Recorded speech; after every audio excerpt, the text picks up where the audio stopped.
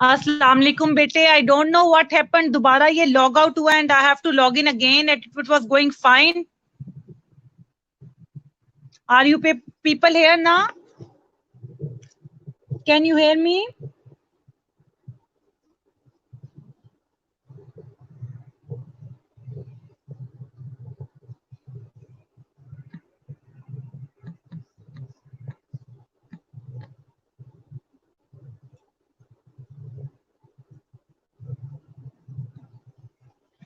अच्छा बेटे, मैं रिपीट कर देती हूँ, जीरो ऑर्डर, डोंट वरी. ये जब 2 आवर्स की क्लास होती है तो अक्सर इस तरह सेंटर में दोबारा लॉग आउट हो जाता है.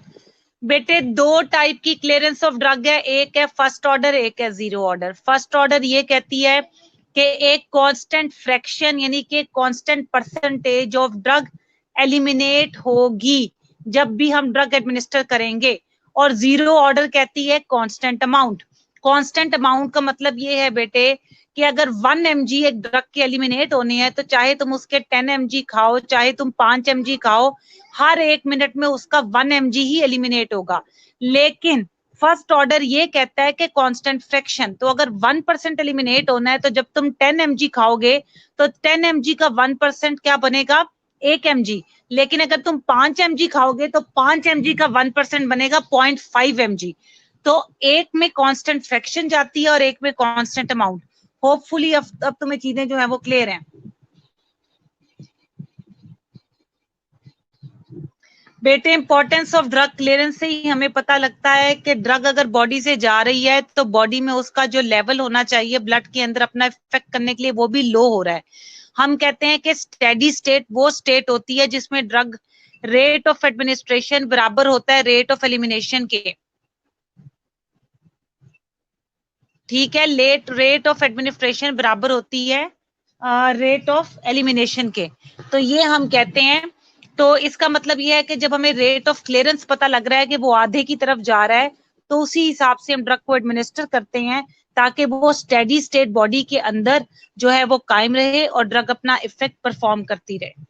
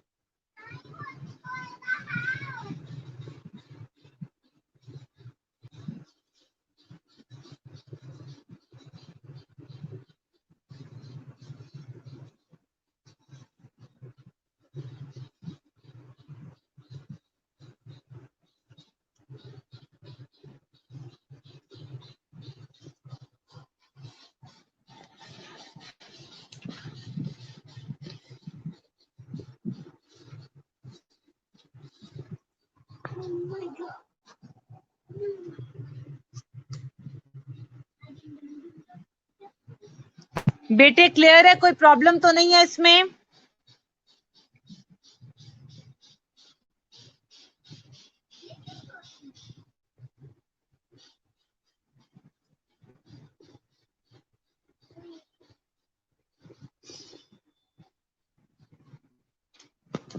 अच्छा बेटे, थोड़ा सा मैं तुम लोगों को ड्रग के नेम्स के बारे में भी बताना चाह रही हूँ कि एक ड्रग के ना जनरली 3 तरह के नेम होते हैं. एक उसका केमिकल नाम होता है, मींस वो किन चीजों से बनी है. जैसे कि अगर उसके अंदर ऑक्सीजन कितने लगे हैं, नाइट्रोजन कितने लगे हैं, वो उसका केमिकल नाम होगा. बिल्कुल ऐसे जैसे केमिस्ट्री में बेंजीन को हम बेंजीन करते थे या हम पिक्रिक एसिड कहते थे, लेकिन पिक्रिक एसिड का केमिकल नेम होता था ट्राई नाइट्रोफिनोल, यानी, और या फिर टिपिकली कहते थे ऑर्थो मेटा पैरा फिनोल, यानी कि इन पोजीशन पे 3 फिनोल के ग्रुप लगे हुए हैं तो ये पिक्रिक एसिड बन गया है। तो इसी तरह हर ड्रग का एक केमिकल नेम होता है, क्योंकि ड्रग डिफरेंट केमिकल एंटिटीज से मिलकर बनी होती है। एक उसका जेनेरिक नेम होता है, जेनेरिक नेम वो जो पूरी दुनिया में एक जैसा होता है, जैसे पैरासिटामोल हर जगह पैरासिटामोल रहेगी। और एक उसका ट्रेड नेम होता है, ट्रेड नेम जैसे जब डिफरेंट कंपनियां उसको बनाएंगी तो वो इसके डिफरेंट नाम रख देंगी। जैसे हमारे घर में फ्रिज ही होता है, लेकिन जब डिफरेंट कंपनी का फ्रिज होगा तो ये डॉलन्स का फ्रिज है, या ये जो है वो किसी और कंपनी का सीमेंस का फ्रिज है, इस तरह। तो इसी तरह हर ड्रग का एक ट्रेड नेम होता है, एक जेनेरिक नेम होता है और एक केमिकल नेम होता है।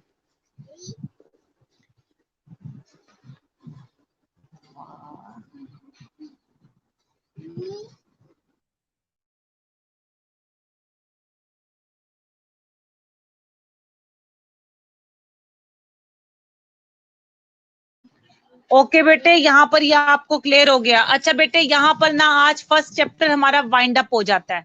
मैं अभी आगे करवाना नहीं चाह रही, तुम थोड़ा सा टाइम ले लो, इफ टाइम में अपना सारा चैप्टर रिवाइज कर लो, फिर इंशाल्लाह ताला हम आगे भी लेकर चलेंगे इसको।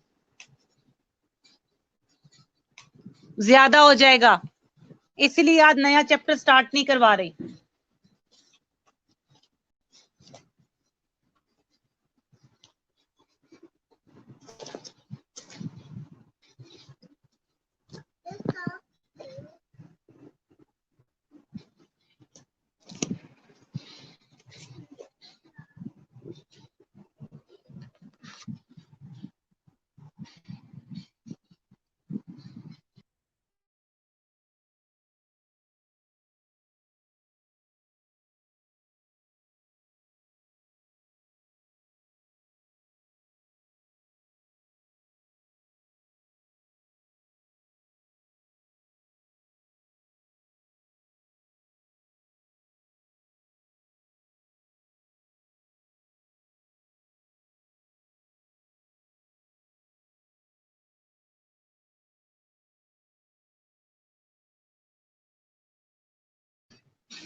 Thank you, bete. You don't have any question for me, then I will sign off now, bete. इंशाल्लाह ताला next week resume करेंगे नए चैप्टर के साथ। प्लीज इसको अच्छे से पढ़ लो ओवर द वीक। कोई चीज किसी भी तरह से तुम्हें कहीं भी प्रॉब्लम कर रही है बेटे, लेट मी नो, हम इंशाल्लाह ताला उसको स्टार्ट करेंगे। फिर दोबारा से मैं एक्सप्लेन कर दूंगी, डोंट वरी।